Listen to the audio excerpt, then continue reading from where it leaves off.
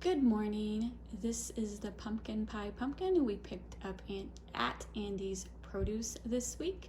I am going to do two things right now with it. I am going to cut it open and harvest the seeds to roast later. And I am also going to take the two pumpkin halves and roast it in the oven. This is why I have this tray with parchment paper on it, because once I have the seeds scooped out, I'm going to put the two pieces of pumpkin on that tray and I'm going to roast it in the oven at 400 degrees for 40 to 60 minutes. If you hear clicking in the background, that's my oven preheating to 400. So let me get started. Let me cut this in half and I will be right back. All right, you might want to get your husband for this part, or someone with strong wrists. I do not have strong wrists, but I will do my best.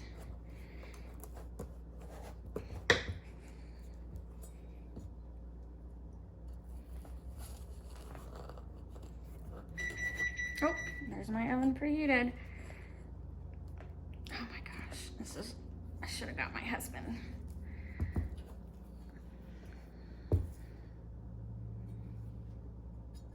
Because I try not to cut a finger off.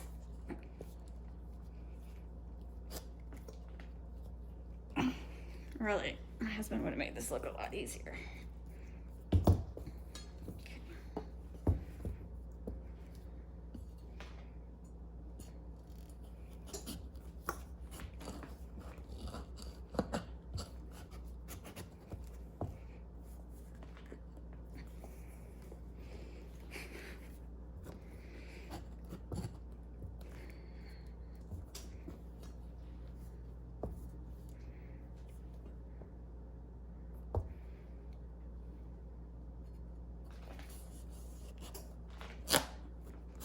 Oh, almost. There we go.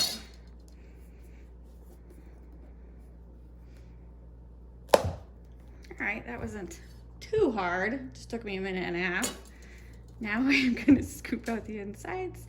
And so when I scoop out the insides, I have a grapefruit spoon. You don't need a grapefruit spoon. You don't need anything but your hands. But I find it easier just to scrape the sides like that. A regular big spoon would come in handy, but see, grapefruit spoons have that serrated edge. So even though this is a small pumpkin pie pumpkin, it has a ridiculously amount of seeds, which is awesome because we are gonna roast all these seeds. So you wanna scoop all that out.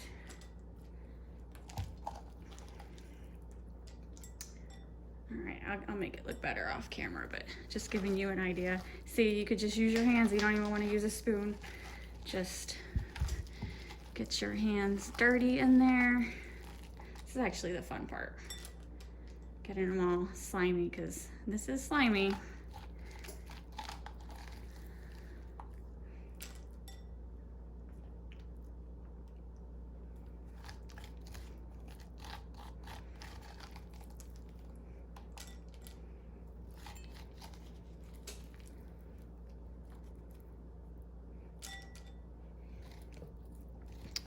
And now you want to definitely take your spoon before you bake it and just scrape out all this like stringy filament, because you don't want that.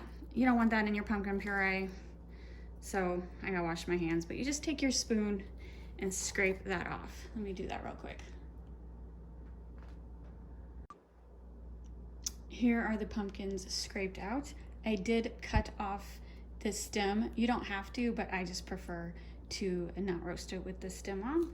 And then you put it this upside down like this on your baking sheet covered with parchment paper and stick it in the oven. While the pumpkin is roasting in the oven, I'm just gonna take my seeds and just try to just clean them up as best as I can, getting the guts off. You just want the pumpkin seeds, so I'm gonna do that. Sometimes, see, they just stick to that, so just pop it off all the guts.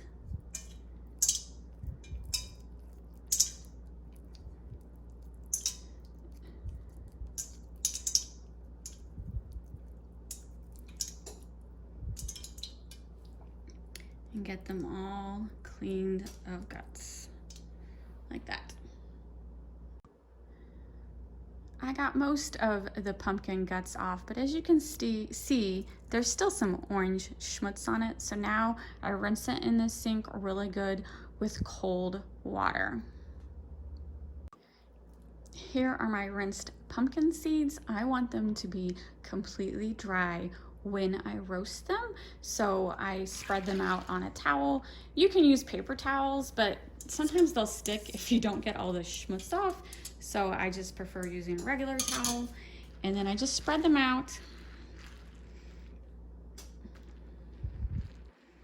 And then I will let them sit here air drying while the pumpkin itself is roasting. It's still got about 32 minutes.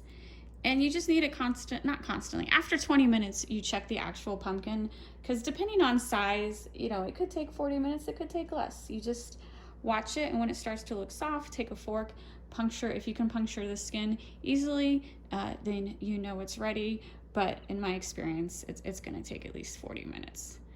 But it was a kind of small pumpkin, so we'll see. 10 minutes in the oven. It's got 30 more minutes to go. It has been 40 minutes. As you can see, it is browned a little. I did poke it with a knife, see how easy it goes in. So I think 40 minutes is plenty. I'm gonna let it cool down for 5 to 10 minutes, and then I am going to see how easy it pills. But it's super hot. So I let it cool down. Oh, that's super hot. And then we're just gonna peel off the skin like that after it cools down. All right, so it's been cooling for about 10 minutes, and actually it will, look how it will peel off in big chunks. So it's a lot easier to peel when it is cooked. So I'm just trying to find a spot to show you one-handed. And so then you just peel it. Simple, simple. Look at that. So easy. And then you cut it in chunks, and you can puree it in your food processor. A lot of people do it that way, but to me, that's just like one extra dirty step. Not dirty step, one extra step to dirty a container. So what I do is I cut them into chunks, and then I put it in a glass bowl or a bowl, doesn't matter. And then I just mash it with my potato masher, and it's cooked enough that it will puree down pretty darn good just with a potato masher. So let me show you how I do that.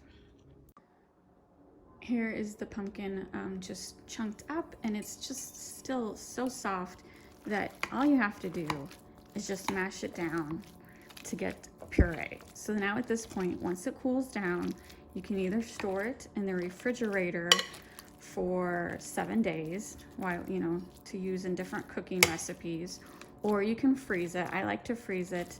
The Ball canning book, the Canning Gods, do not recommend water bath canning pumpkin puree in this puree form. You can can chunked cubed pumpkin in a pressure canner, but for the puree they say no, and so all I do is freeze it. But since I'm actually going to do several recipes this week, I'm just going to let this cool down and stick it in the fridge. And as you can see, you don't really need to puree it in a food processor, because it's cooked down enough. It looks like puree or baby food at this point. The pumpkin puree is done, so now it's time to finish the pumpkin seeds. So it's been like, what, an hour? So they are dry, and you preheat your oven to 325. Take a little extra virgin olive oil. I don't have exact measurements. I eyeball it because your amount of seeds will definitely vary. You don't want tons, you just want enough to coat it. You just want the seeds lightly coated, so that was like not even a tablespoon. And then you just take your salt, same thing, salt to preference. My husband likes a lot of salt, so I'm probably gonna oversalt this, but he likes a lot of salt on his. So just stir it up.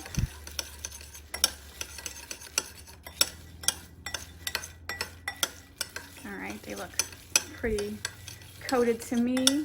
I just put it directly on a baking sheet. I don't line it with anything. I have these baking sheets I've used forever. As you can see, it is well seasoned, so rarely does anything stick. So I'm just spreading it out, and then it's going to be put in the oven for like 15 minutes. You just kind of watch it after 10 minutes. You want it to be golden brown. You don't want them burnt, but you do want them golden brown. So just spread out your seeds. I mean, if you want to coat your pan, or put like if you want to put wax paper down or parchment paper or whatever, you definitely can. I just use these pans so much that I know I can just do it straight on the pan. All right, it sounds like the oven is preheated, so let's bake them for 10 to 15 minutes. 20 minutes later, they are done. My husband did a taste test because he is the pumpkin seed expert, and he says they are quite tasty. And I'm eating them. They're nice and crunchy, not too salty. The pan is super hot. So they're really good hot. We prefer them hot, but of course, let them cool down. If you don't eat them all, store them in an airtight container, but don't seal that container until they are completely cold. You don't want to, if they're still hot when you put the lid on, you're going to get a little like humidity perspiration type of thing. Not good. So you definitely don't want to seal them up until they have completely cooled down. I'm going to last, I don't know how long they're going to last, because they don't ever last more than a couple days around here. But I'm sure in an airtight container, they'll be good for a month or two. But they would never last that long in my house. So yeah, pumpkin seeds. So much more fun making them yourself than buying them at the store. I can't stop. They're addictive. I'm gonna warn you.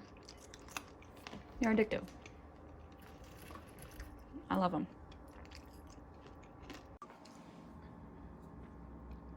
Here are the pumpkin seeds in a small bowl.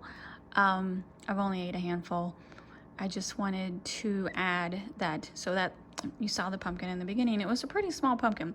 So the size of a pumpkin definitely does not tell you how many seeds are going to be inside. It seems to me the more smaller the pumpkin, the more seeds. I have definitely harvested seeds in the huge jack-o'-lantern pumpkins, but I find that the smaller pumpkins are better for seeds. They all taste the same. If you're carving a jack-o'-lantern, definitely don't waste the seeds. They're all good. But I'm just saying, if you're thinking a small pumpkin pie pumpkin is not going to give you that many seeds. As you can see, this is like at least a cup and a half full of seeds. Very good. Thanks for watching. Please hit the like and subscribe buttons, especially if you like pumpkins, because I am going to be posting a lot of pumpkin-themed pumpkins and pumpkin-themed videos in the month of October, or what I like to call Pumpkintober.